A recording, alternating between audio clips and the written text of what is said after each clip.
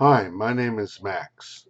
I'm a puppet that Rick Stevens created for this Adobe Character Animation class. I thought I'd introduce myself and tell you how I came to be.